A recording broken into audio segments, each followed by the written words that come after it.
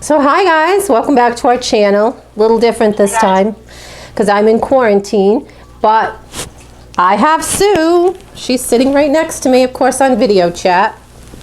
I don't know if you guys can see her, but there she is.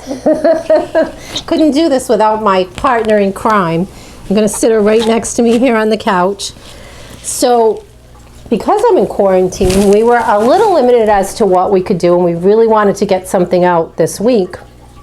So I thought we would go back over one of my old cases, Sue, from 2013. So Sue wasn't with me, but she's heard about the case, basically.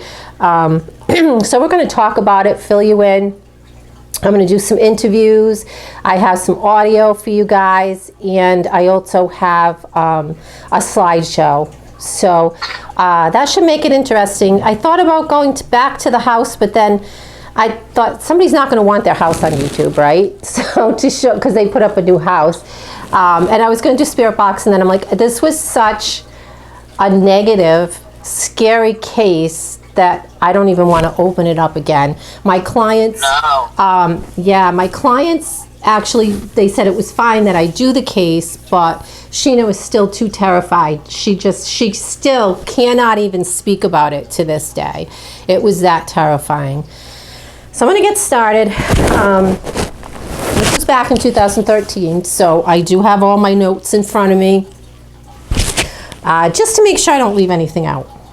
So back Halloween 2013, the girls and I had done an interview with a newspaper reporter, the local newspaper, and we actually ended up on the front page. And it was Halloween, of course, so they're always looking for scary stories. And we got a lot of phone calls from that story. So one of the first calls that we got from that article, it was a young couple, and this was so sad. Their house had burned down. Their 3 dogs perished.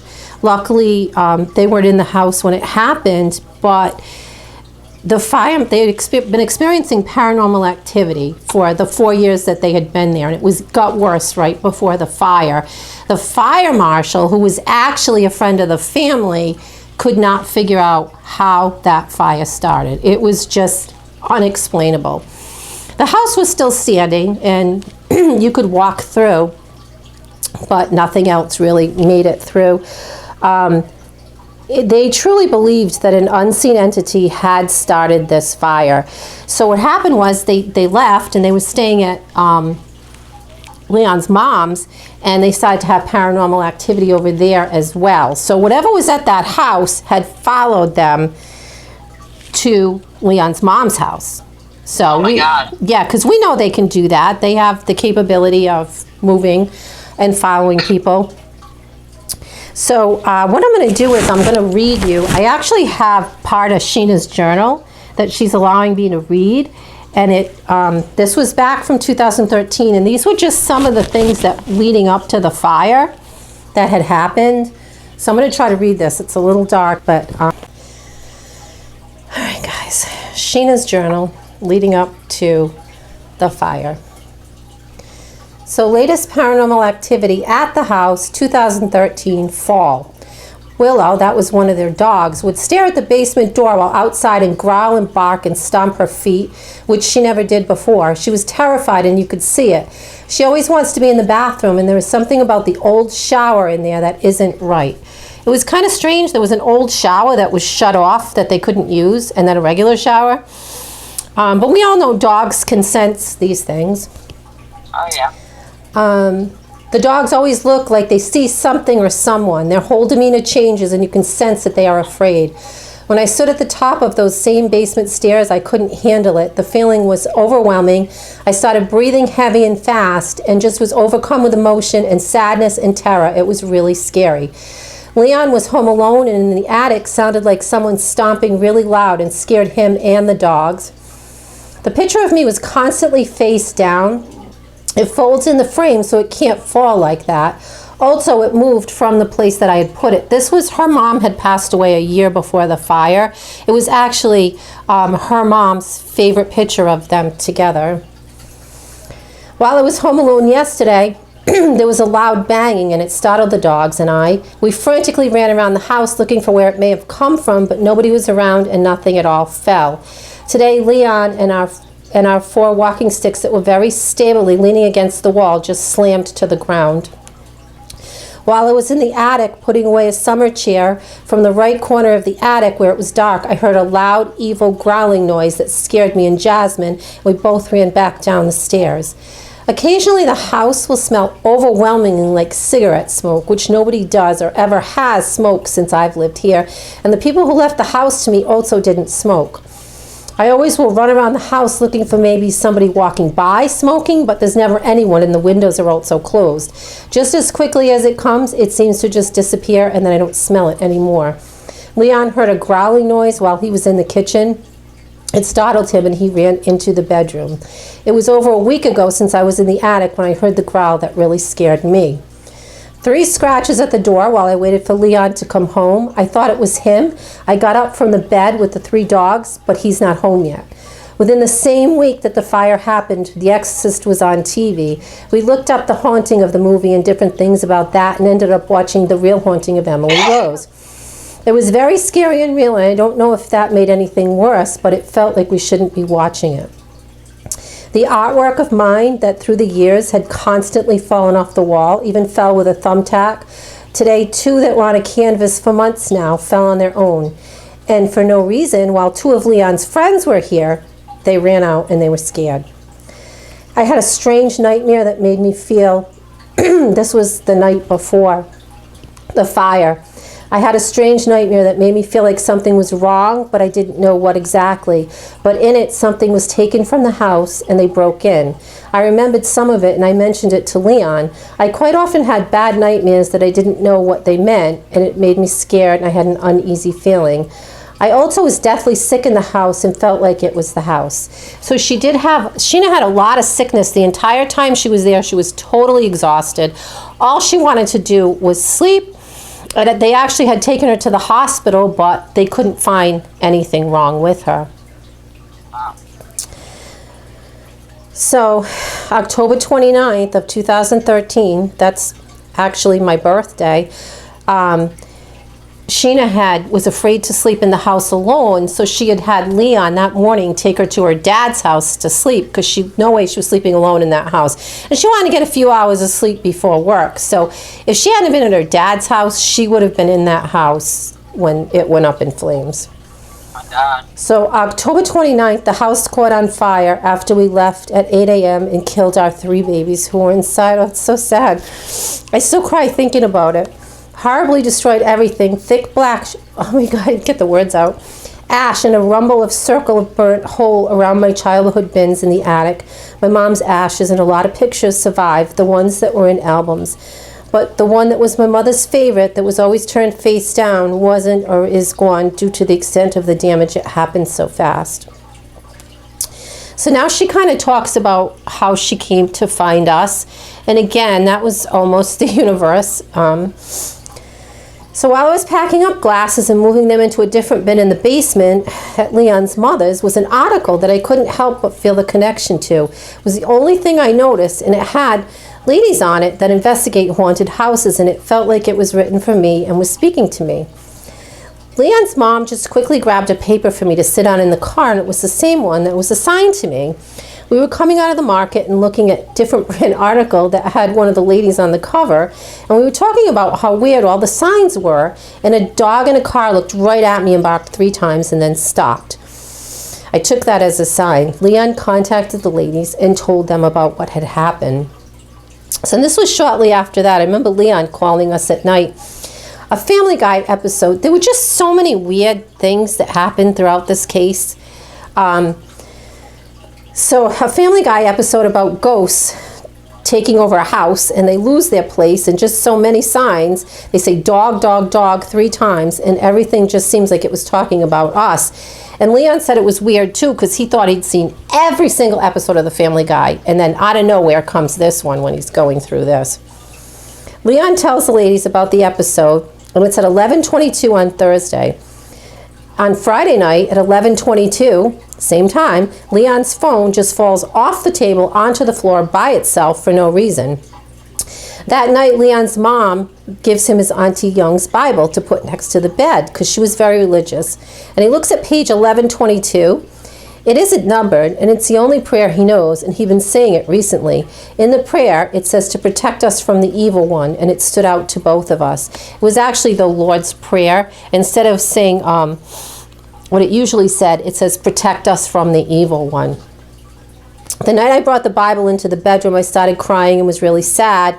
Leon said around 11, and it was then he saw a blue horizontal stream of light move from one side of the room to the other and leave the door.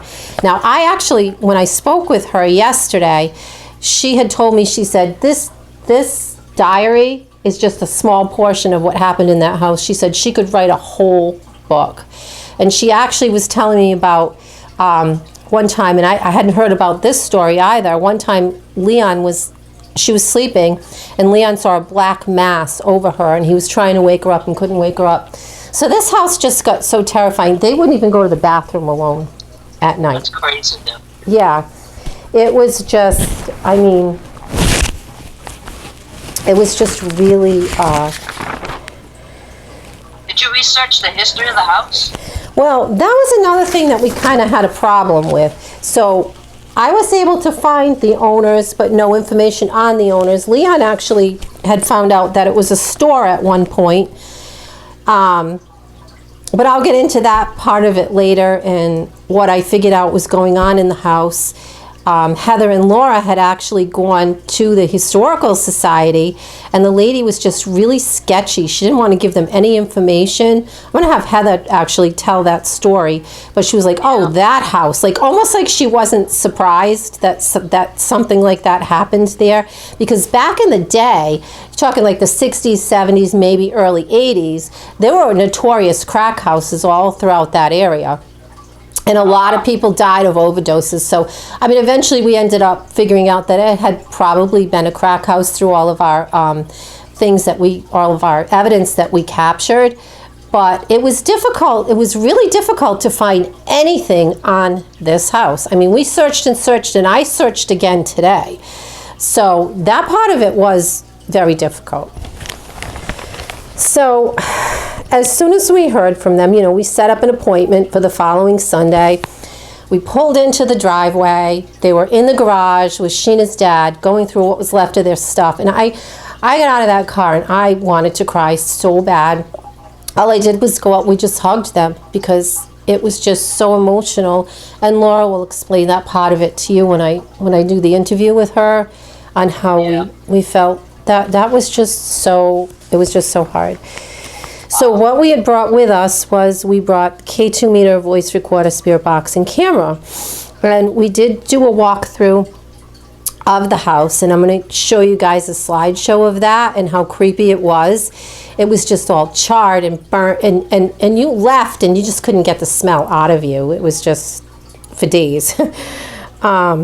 And the other thing that was very odd, now there was no electricity. Everything, of course, had been cut off to this house because of the fact that it had caught fire.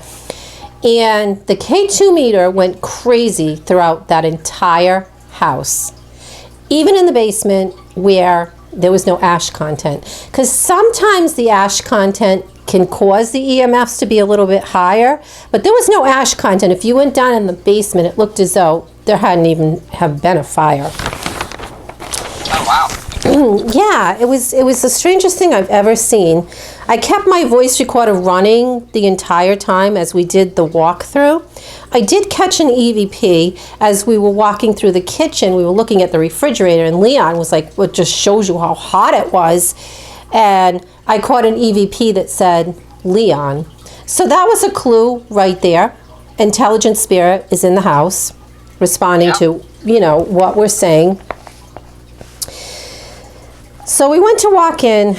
There was a back room that was kind of like where Leon was fixing it up, and he would go in there and he'd be perfectly fine, and he would leave and he would just have this overwhelming sense of sadness, and he would just want to cry and cry. So as we were walking through and we went to go into that back room, I lost my equilibrium, and Sheena's dad had to grab a hold of Laura because he just was going to fall over. I got in that room, Sue.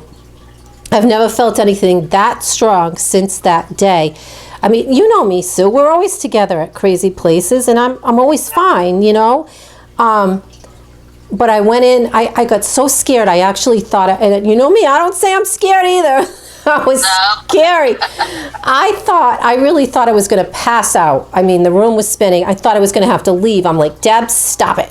Get it under control. Got my spirit box out and turned it on. And then I started to focus on what I was doing. And I started to feel a little bit better. So we did the spirit box session. We were in the room. And Leon asked, you know, who followed us? And you can clearly hear all of us. That was actually one of the recordings that I isolated for you guys. We asked how many. They reply 4. We then hear, I'm a demon. A deep, evil-sounding voice that says, Sheena, I don't like. We heard a child's voice. Then we heard, I'm evil, I'm the devil, and fire. And 4 people died here. Wow. So then we decided to go down. We went down to the basement to do another spirit box session. Now this basement, this had this really weird section in the corner, and it had been built out with cinder blocks but filled up with dirt. So we put the case, and Sheena had always felt like somebody was buried in there. Like, we so should have dug that up, so I don't know why we didn't do. Oh my God, no. Right? I don't know why we didn't dig it up. We really should have. But anyway, so the K2 meter, we would put it near there. Now keep in mind again, no electricity, no water, nothing. It was malfunctioning. It would spike to the red and then it would die. It was, I've never seen it. First time and last time I ever saw it do that. So then we did another spirit box session. We heard this really deep, evil sounding voice. And when it came on, Heather would feel sick. Sheena felt sick. And then I asked again, you know, well, what happened here? And you heard crack. A minute later, I asked again, and you hear crack. That's actually another one that I isolated for you guys. And then as I was shutting the spirit box off, I caught an EVP that said, I use it. So this kind of led me to, I use it. Yep. So this kind of led me to think, you know, maybe it was a crack house. For some reason, the whole time I was in there, I wanted to pray. We did do the Lord's Prayer. And then we had made plans to go back to do an evening investigation because Leon said the house is more active in the evening. So the girls and I definitely felt there was definitely an evil entity there, probably human though, and then there were also 3 others. Sounds human. Yeah, I believe it was a very, just you know, you can be evil in life, you're going to be evil in death. You know? You know what, Deb? Yeah, and I think that, you know, when it's actually like evil and Satan, they try to make you believe the opposite. Right. And then when it's just a bad human, they try to make you think they are the devil. Exactly, and that's what he kept doing, basically. Yeah. You know, sounds like human. Right, that's what we thought too. And it feels like, you know, he was kind of controlling these 3 other spirits. And you and I have seen that before as well. And I think that's why they followed Sheena and Leon to Leon's mom's house, was to get away from him, basically. So we went back for our evening investigation. And it was funny because it didn't feel as heavy when we got back. But by the time we left that night, Sheena was completely drained. That house just would always do her in. So I had set up a video in the living room to leave running along with a voice recorder. Now, I can't find that footage. I used the old VCR. It's probably on an old VHS tape somewhere. I don't know where. But I did capture, we had put a picture of Sheena and Leon next to the REM pod, and the REM pod went off, and then to the left, you can see a flickering, which almost looked like flames. I did catch an EVP of a woman's voice, but I couldn't make out what she said. There were 2 words. So we headed to the back room for a spirit box session. I didn't get that lightheadedness again. So then we asked, you know, what do you use? And again, I hear crack house and 4 people died in this spot. So we did get that on the spirit box. So then we went down to the basement to do another spirit box session. And I said, why don't you tell us what happened? You won't get in trouble. And you hear a woman say, heat up, which I always felt the entity heated something up. And I actually isolated that for you guys as well. Heat up? Yes, heat up. Yep. Well, didn't they heat up the crack pipes? Oh yeah, yep. That's true. I had left a voice recorder running in the basement. Upon review, I had heard shuffling footsteps down there. We also started to see what looked like orbs shooting around, like we sometimes see at the boarding house. So we got the laser grid, and it was mesmerizing. We were just basically watching them zoom around in this one part of the basement. We also felt a rumble, like a deep rumble, like it felt like a train went by and shook the house, but there's no trains there. So before leaving, yes. Now here's the Bible story. So this is interesting. So what they discovered in the basement a while back on that built-up area was a little Bible, like a pocket Bible. And it had an inscription. It was given to a boy that went off to war. And it said, remember to pray. Please know we were praying for you. And they took it, and then Sheena's dad took it home with him, and the whole time he had it, he felt he had bad nightmares, something was going to happen to them. So they brought it back to the house, and it was on a table in the living room. Now, the table was gone, but the Bible survived the fire. And again, high EMF readings right around the Bible. We took it outside. I do have pictures of that to show you guys. Unfortunately, I didn't do any video on this case. I really wish I had. Yeah. So now, do you know what happened to the guy who owned the Bible? No, we were never able to trace who he was. No. If he was even still alive. I mean, he may have passed in the war, you know. I don't know. Exactly. There could have been an attachment to the Bible as well. Yes. Yep. So after reviewing all the evidence, I felt that there was definitely a negative spirit residing in the home before they moved in, as well as 3 others. I felt as though the house was a crack house at one point, and that 4 people had died there. And I also felt as though this one entity had started the fire by heating something up. The other thing that I know, like, I know Sheena has abilities. She's definitely an empath. And I always call it like the perfect storm when you get cases like this. Like, you might have a house that has no activity, and you have somebody that moves in that has ability, and it's the perfect storm. All hell breaks loose. Kind of like the Conjuring house when the family moved in. Same thing. Maple crop. Yeah, exactly, right? So the other thing is, I feel this entity for some reason did not like Sheena, maybe because of her abilities. He made her ill and drained the entire time she lived there. Like we talked about, I also decided the Bible had something attached. I never did get a definitive answer as to why he started the fire. I don't know if it was his dislike of Sheena. That was one mystery that I never was able to solve. Maybe they died in the fire. Could be. You smell smoke sometimes, right? Like somebody's smoking. Yes, she would smell that. They could have been all effed up, smoking crack. Yep. Passed out, lit cigarette. Right. You don't know. Exactly. That might not even be the original house on that property. Right. So now it continues, Sue, if you can believe it or not. It continues. So they found a nice little house to rent, not too far from where they had been. But they continued to have activity at the new house. So they got followed again. So the doorbell would ring.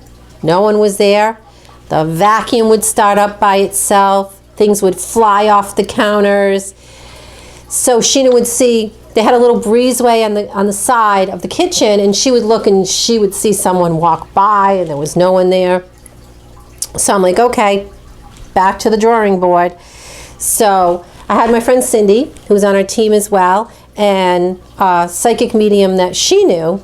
And I brought them and Heather, and we went to the new house. And he kind of walked all over the house. And it was funny because he said, I saw someone out of the corner of my eye in that window. And Sheena was like, oh my God, I see somebody there all the time. He's like, yeah, they're out there. They followed you. The three of them followed you here. And that's who's ringing the doorbell. So, yeah, it was crazy. It was so crazy. So he and Cindy kind of sealed all the doorways, but when they went out of the yard, they could see the shadow figures. So after sealing them out, he was like, I think I got them to go back to the other house. So we went back to the house, the old house, the burnt out house, and we were standing outside. We were going to go in. And then Cindy, like her little cue when, you know how we have our little cues when we know something is around? Well, her cue is she gets violently ill when there's something negative. She was dry heaving, I have to tell you. Needless to say, they decided not to go in. So we stood outside and we were seeing the shadow figures in the yard. You could see them. Wow. You could see a face in the window watching us from the house, and he had taken a picture and Heather could make it out. And then Cindy saw someone in there. It looked like a lit cigarette. You could see the glow, like he was just sitting in there smoking, like watching us and mocking us. It was crazy. Wow. And now I hadn't told them much on the case. I hadn't filled them in really that much. And Heather was smelling ivory soap. She's like, I smell ivory soap so strong. And the medium was like, there's a woman named Gina. She used to shoot up in the shower, and that's where she died, where she overdosed. Now, that's the old shower I was telling you about, where the dogs would sit and growl at the old shower. I had never told him that. He just knew that. And then it just, the whole thing was just, it was just so ominous. And we ended up leaving. Just trying to make sure I didn't leave anything out. I think that was pretty much it for that part of it. So, I mean, I really, we sealed the house. We had been at Cindy's store earlier, and it was funny because she has all of these. Cindy's a witch. She has a witch shop. And she has all of these jars with all different things, herbs and everything on the shelves. Sue, you've been there. Cindy's been there. Oh, yeah. Love it. But she said it was funny because she'd always hear a ping for certain things she needed. And that night, when we were at her shop, before we went, one of the jars pinged, and it was some kind of salt that said fire on it. What are the odds of that? So we so we took that with us and sealed the property, sealed the doors with some holy water. So the guy was kind of like stuck in there. And then we left, and I mean, the good thing is, the really, really good thing is that Sheena and Leon haven't had any more activity. They're fine. They've had 2 beautiful little children since then. Yeah, they're living in another house. They're really happy. They have a couple of new dogs, and things are well. And that, like I said, that was my main concern, was to protect them, and I did. But I kind of felt bad that I wasn't able to. I was so mad, Sue. Like, when you guys hear the recording, Sue knows I don't get like this. I was so mad at this entity, Sue. Like, you can hear it in my voice. Like, tell me now. Like, I was furious that he did that to those dogs. I was like, and to them, I was so upset. So, I mean, I just felt really bad. I'll tell you what I wanted to do. I wanted to blast him into oblivion. I really did. I was that mad. And I felt bad I left the other 3 there. But the medium seemed to feel as though when the house was taken down, they would go. But this is the odd thing. So 2 years later, 2015, they built a brand new house on that spot. Oh, no. Yes. So I was kind of looking it up a little bit today.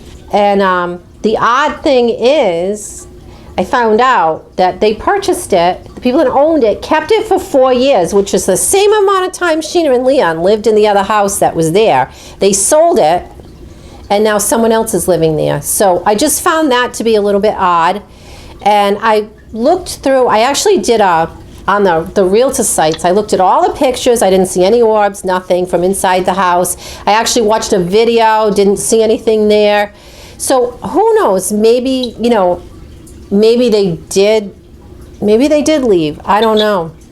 But I just found that odd that they moved out after 4 years. This house is nice too. It's beautiful inside, brand new. Yeah, so I don't know. I was going to take a ride, but I changed my mind, and I don't think I want to do another spirit box because I don't want to open up a can of worms. That was just too dangerous. No, you might be calling it back in. Exactly. And, you know, I don't want anything to happen to Sheena and Leon. They've been through enough. It was just so traumatic. So what I'm going to do is, so what I'm going to do is I have a few interviews we're going to do. And I'm going to present you guys the photos, and I'm going to play the recordings for you guys. And then, you know, we'll do our closing. So what do you say, Sue? Let's do this. Let's do this. This was our first walkthrough. This is bathroom. You can see the old shower off to the right. There's the old shower. We walked in a little hallway. The bathroom was to the left. That shower is where the dogs used to bark and stare at all the time. As you can see, the K2 lighting up as it did throughout that whole house. High EMFs throughout. This was their bedroom.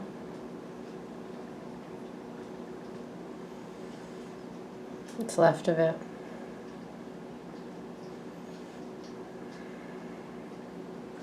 The bedroom again. It's Heather. This was the hallway into the office. That was, you can see the old desk back there.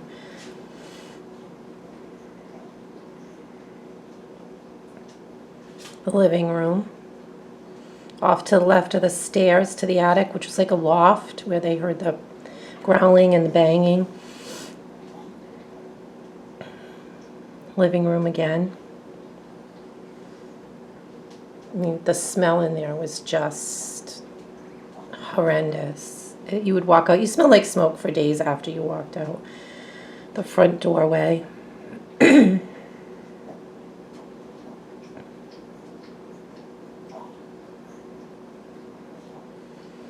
Living room again. It's Heather. The K2 meter.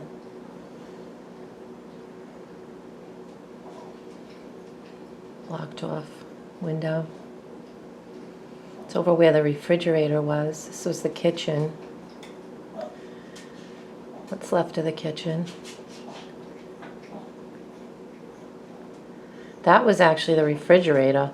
Leon made a comment and shows you how hot it was, and then I caught an EVP that said Leon. Because I taped as we were walking through. So this was our way into that room where we felt the entity would hang out. So on our way in, this is where I started to feel like I almost fell over, lightheaded. Refrigerator again.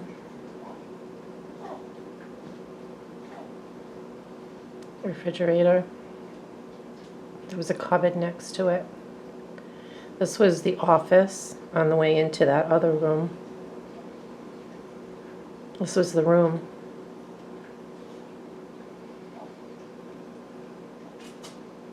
Crazy. How I felt in there was insane. I first went in. Oh my God. These were the marks we told you about on the wall, the handprints that just don't look human. It was just so odd. And the swirlings. Very odd. Some more marks. Just a comparison as to how big the hand was. Almost looks like claw marks as well. Another comparison. Crazy. No idea. Oh, some more of them. See the pointed fingers at the end.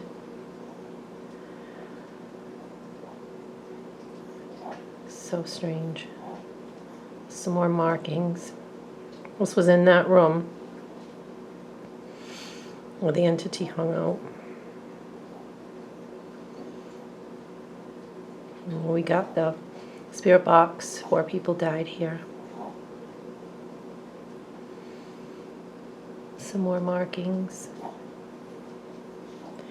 Kind of a strange light anomaly that Laura captured. She was using her really good Canon camera as well.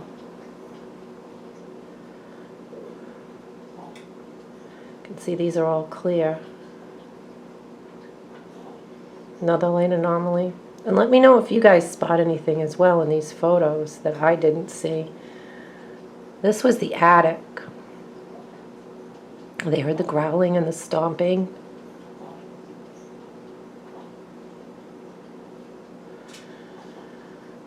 Kind of like a loft attic type thing. The attic again. This were the stairs to the basement. The dogs would bark and bark at those stairs. She always had an ominous feeling when she would get to the top of the stairs.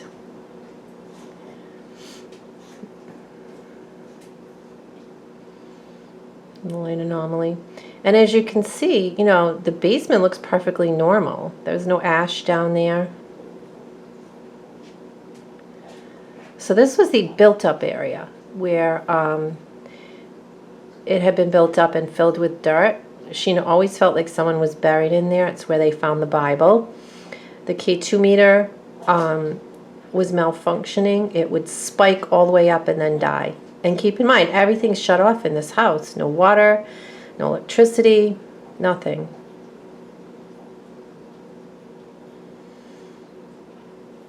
Such an odd feeling over there. Just really weird. A photo of it. It's crazy. We really should have dug in there to see what was in there. Although they've taken the house down and put up a new one, so maybe they could have found something. I don't know. Another section of the basement. Basement was huge, by the way. Behind them, around those poles that night is where we were seeing the orbs flying around. We had our laser grids set up, and they were just shooting all over back there. We also felt the ground shake while we were down there. This is the Bible, which again, this also had really high EMFs. Could have been the ash content, but found it strange. Well, the Bible survived. The table that it was on did not. It's the power of God.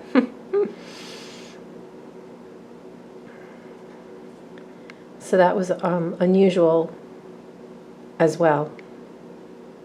That's what's left of it. We ended up putting it back where Sheena found it, and that's where we left it. So this is when we were in the back room, when we felt that strong presence. We're doing an EVP session. We didn't get any EVP, but Heather was talking about the high EMFs. Just give you guys an idea of what it was like. I didn't want to interrupt you, but I'm getting the highest EMF I've gotten yet, and it spiked as soon as we started the EVP. It went up to 70. Okay. Since we started, like I felt my whole body like just like numb, like cold, numb, like overwhelming That's feeling. the feeling I got when I came in this room by myself that day, but like tenfold. It just hit me all at once. Okay. And it's only Something bad happened in this room. Well, that's what I'm saying. Like I'm not one to cry, and like I walked out there and I was just a complete emotional wreck for no reason. Like we were happy as could be, and I came in there and as soon as I walked out there, there's something not right in this room. So this is Leon talking about the man stomping in the attic. And remember, this is the same attic that Sheena got growled at. And my dogs, like they were always right by my side, and I didn't see them. They weren't running around, nothing. So I was like, that's weird. So I called them, and I was like, Jasmine, come here real quick. Nothing. They didn't move or nothing. I had a feeling they were in the room, and I'm like, why aren't they coming? Like as soon as you call them, they're like, especially Jasmine, she comes flying. So I called them, like, get in here right now. And she I heard her stand up and like slowly, she was like really hesitant to come out of that room, and she came around the corner, and as soon as she made eye contact with me, I was sitting pretty much directly under this, and it sounded like there was like a fully grown man for a good 6 seconds standing right above me, just stomping as hard as he could, to the point where like I looked up and Jasmine started flipping. She ran right out the back door and went to that back door, like, going to the basement that they always bark at, and she was back there like freaking out. She thought it was back there. So I grabbed my headlamp and I was running all around the house looking, and I mean, you literally see the ceiling like shake. That's how hard it was stomping whatever was up here. There was nothing up here. I was by myself in this house. Yeah, he was really scared. Like, I called her up, I'm like, you need to come home, like, whatever's. So this was a spirit box session down in the basement. You can hear how angry I am just by the tone of my voice with this entity. I kept saying, tell us what happened. Why did you do this? And you hear crack. Now keep in mind, we had figured out that it was probably a crack house and people had overdosed there as well. And then at the end of this, I actually even caught an EVP, and it was a woman. She said, I use it. I wasn't able to get that quite loud enough for you to hear, but here's the spirit box. You can use this box. Tell us.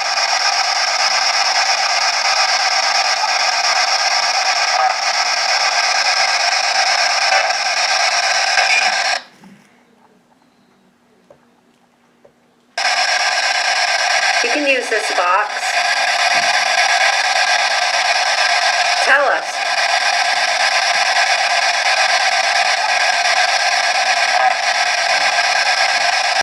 This was a spirit box session in the room where the entity liked to hang out. I really believe this is the same guy that swore at us in the basement. I think it could be the negative entity as well. You can tell how mad I am. You don't kill 3 dogs. I was so disgusted with this entity. Like, I wanted to blast him to oblivion. Swore downstairs and swore at us. What do you have to say for yourself?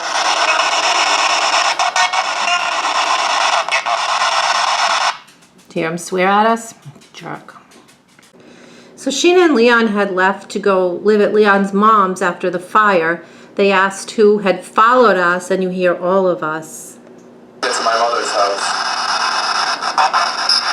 All of us. And I was at the boys. Get to my mother's house. All of us. And I was at the boys. It just gets stranger and stranger. So I always felt as though the entity had heated something up, and I was kept asking again. We were down in the basement that same night. And I said, you can tell us you're not going to get in trouble, and I heard heat up.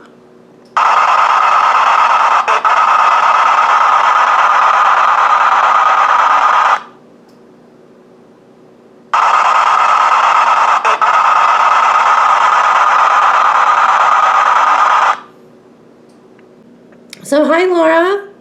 Hi.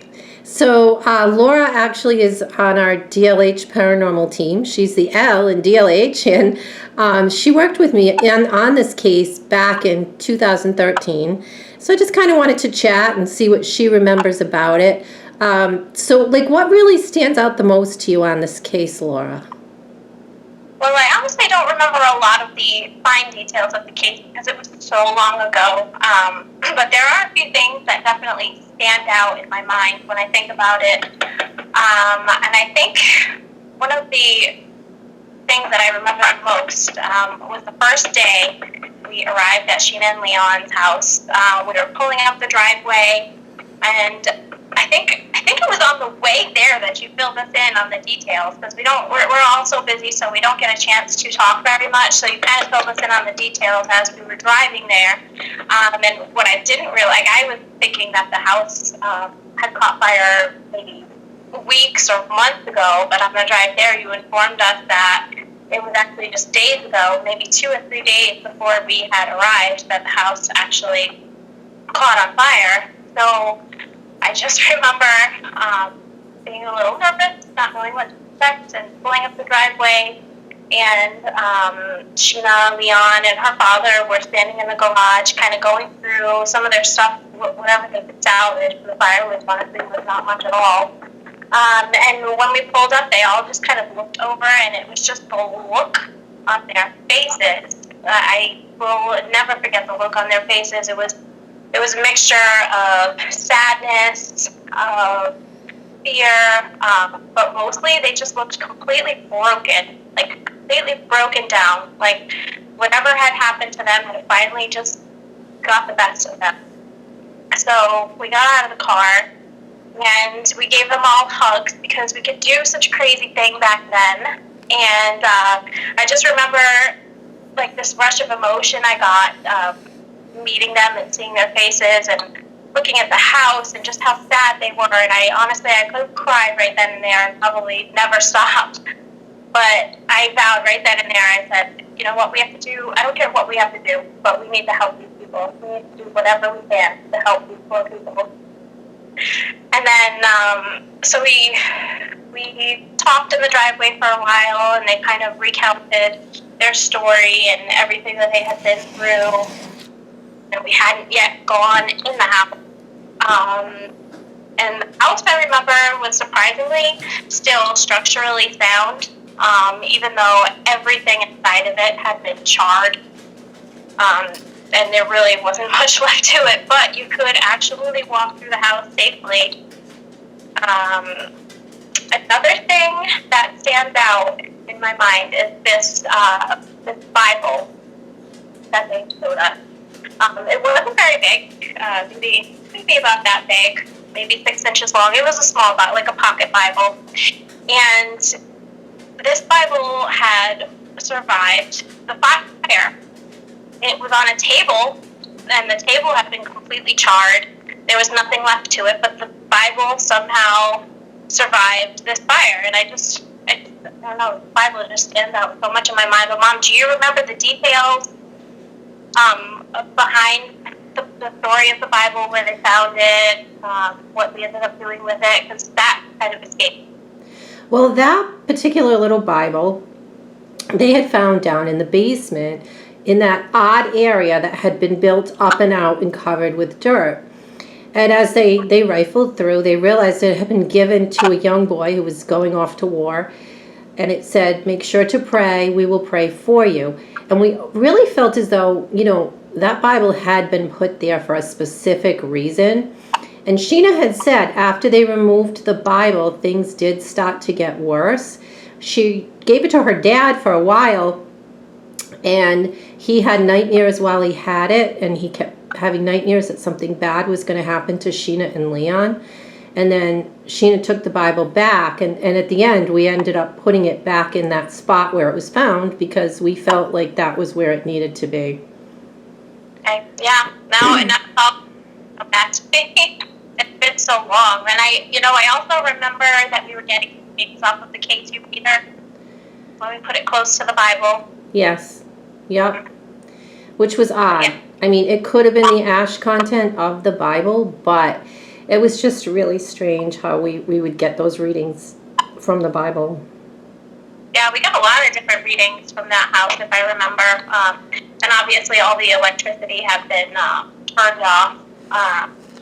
But yeah, I just remember walking through the house in complete disbelief. Like, I couldn't believe I was where I was. Like, it was like stepping into a different world. Everything was dark and charred, and the smell. Do you remember how long it would take us to get that smell out of our clothes and out of our hair? Yeah. Every time we went to that house, it was just the smell, the scent of smoke was so overwhelming when you were in there. It was extremely ominous. One of the things that kind of stands out to me was in that little side room, the room where Leon used to work, his office. And the second you step into that room, that I was doing okay probably up until that point. I think we all were up until that point. So we got into that one room, and the energy was just completely different.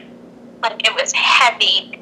It was very, I guess you could say negative. It just did not feel good, that's for sure. And I remember that Sheena's father got extremely dizzy at that point, and he had to grab onto me just to, regain his balance. It was pretty rough, and I know Leon had a lot of experiences in that room, rightfully so. And I feel like a lot of the negativity from this case originates from that room, because it was just like palpable. You could feel it the second you walked in. It was very, very heavy. And one thing, this is probably the thing that sticks with me to this day. So, you know, they lost their dogs. There were 3 of them, right? Yes. They lost 3 dogs in the fire, which was absolutely devastating to tell. They loved these dogs like children, and it was so sad. It was so sad. But when you go into this room, now I've heard that a lot of times when firemen go into burning buildings, or they're doing like a walkthrough after, they'll kind of feel along the side of the wall, just to kind of tell where they're going.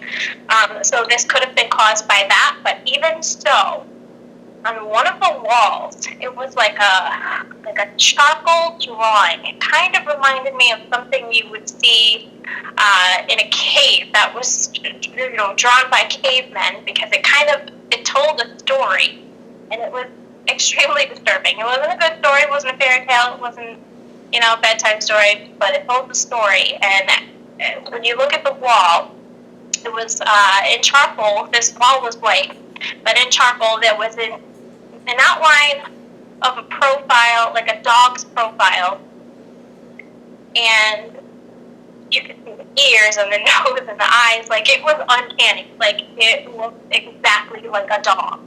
And next to the dog, I get the chills even just thinking about it, honestly. Next to the dog, it looked like there was this hand coming towards the dog with claws at the end of the hand.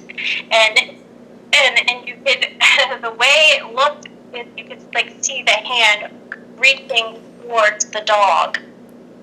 And it was extremely disturbing. The second I saw it, I felt kind of sick to my stomach. I definitely wasn't the only one who was sick to the stomach in that room. Cindy was extremely nauseous.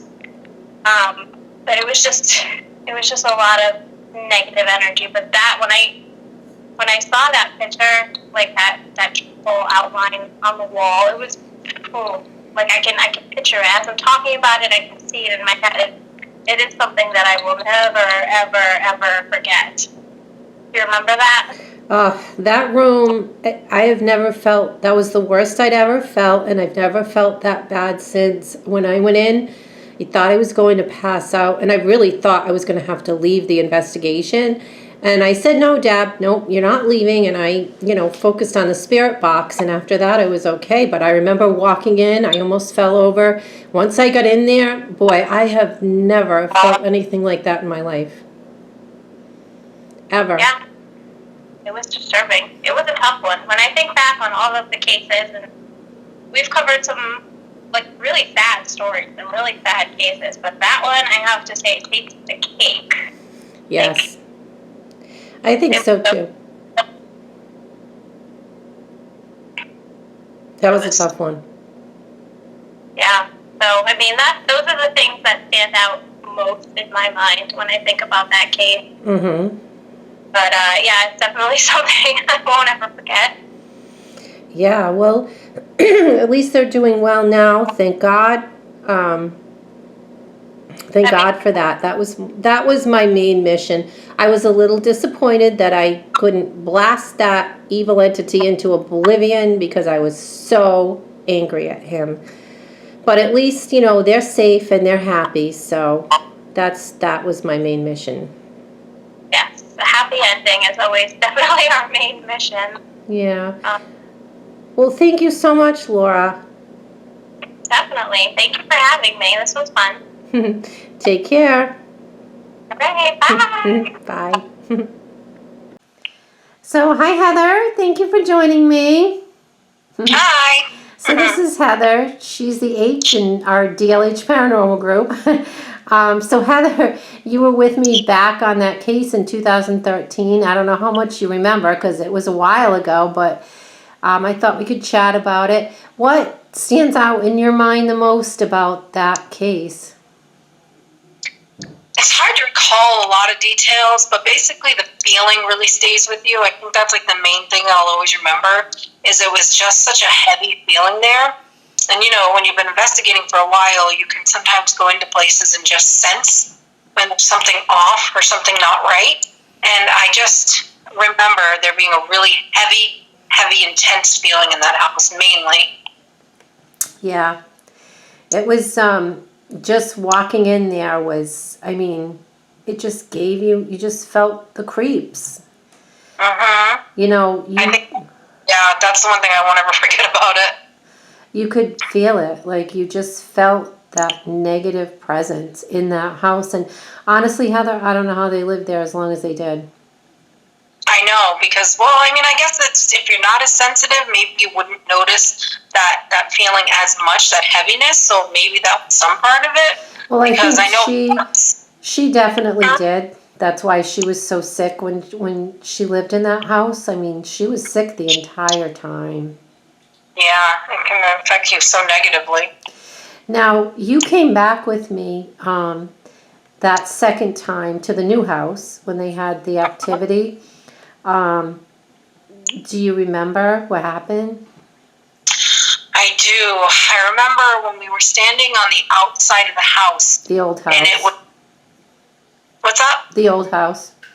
Yeah, and it was dark out. I remember I could see like a shadow darting around the corner.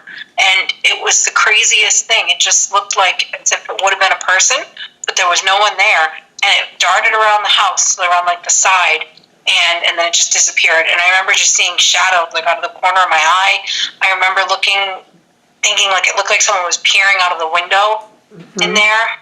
Yeah. And then I remember smelling a strong cigarette odor too. As if someone was smoking a cigarette right next to us, and no one was smoking a cigarette. So. And then you probably don't remember, but I do because I have all the recordings, how you smelled the ivory soap. Oh, that's what it was too. Yes, very, very strong. I remember it just overtook us. It was such a strong smell, and that's interesting because you wouldn't think you would smell something like that there. It was strong. But the medium had said the woman that had overdosed in the shower, it was probably her and I think that's who you were smelling. Oh, so sad. Really was unbelievable. That's one of those cases that'll just stay with you. You'll never move past that. It was just so intense. I know. I can still I still feel it today. I never got over it, and neither did Sheena. She was afraid to talk. Because of everything that she went through. And it was intense. I didn't sleep, when we were doing that case. And it still affects me. I still feel the effects of it today. Absolutely. Going in that house was, the feeling. And especially at night. Oh, yeah. It took a feel, too. It was intense during the day, but at night, too, it just, it really was just a creepy, heavy feeling in there. You felt it immediately. It almost felt like a presence that didn't want you there. You felt like you were somewhere you weren't supposed to be. Exactly. Yeah, I was not looking forward to that evening investigation. I remember that. I was dreading it. I was like, I don't want to do this, but I have to. Because I wanted to, I know we really wanted to try and figure out and give them answers. Yeah, that was pretty intense. I remember we had a lot of really weird things happen. A lot of really weird things. Yeah. We're seeing the shadows too, again, with our own eyes. Yeah. The high EMFs throughout the house, and that was odd. No electricity. We did the labor too in the basement. And remember, we could see, it almost looked like you could see the shadows moving in and around the grid too. That was the really... orbs, that was crazy. That place was just, it actually felt and sounds like science fiction. It really does. When you sit down and you actually talk about it, I'm like, this sounds like science fiction, but... It seems seems too crazy to even be real. It really, truly does, especially that. And I mean, we've done a lot of cases and we've seen a lot of things, and that truly was one of those ones, again, that just stands out to you because the amount of activity there was so wild that it just doesn't even seem like it could be possible. Right, exactly. Yeah. Well, we survived. We are the strong ones. Well, thank you so much, Heather. I appreciate your time. Oh, of course. Thanks, everyone on YouTube. See ya. Bye, Heather. Take care. Bye.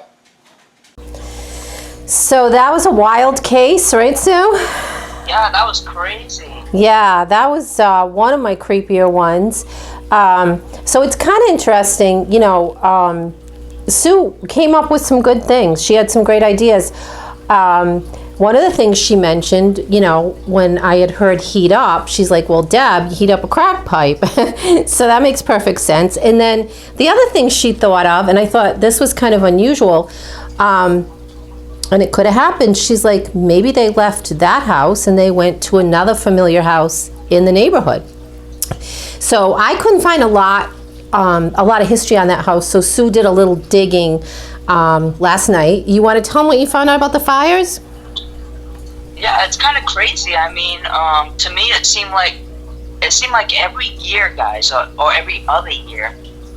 I mean, a whole house burned down on that same street. What was it? At least 3 times, Deb? 3-4 times? Yes. I mean, how unusual is that? Right.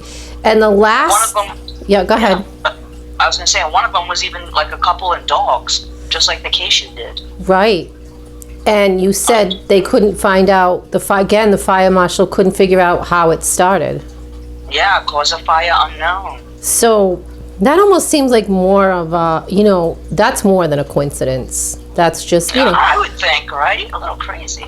Yeah, because how many times, I mean, my street, there hasn't even ever been a fire on my street. Like, it just doesn't. Knock on wood. Right, and not. Let alone that many houses. Right, on the same street.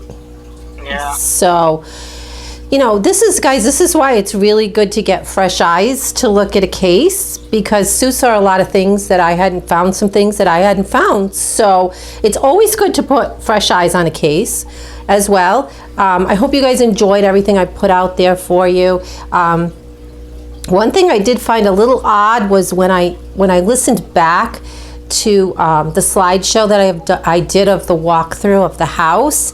I actually heard dogs barking in the background. There were no dogs. I was in my kitchen with my windows closed. There were no dogs barking outside or in my house, and it almost sounded like EVP-ish. You guys can let me know what you think. Try to listen for that when you listen to the slideshow.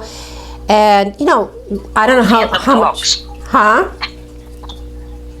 I don't know how much longer I'll be in quarantine. I said phantom dogs. Yeah, phantom dogs. Yes, exactly. I don't know how much longer I'll be in quarantine. I think I'm almost done.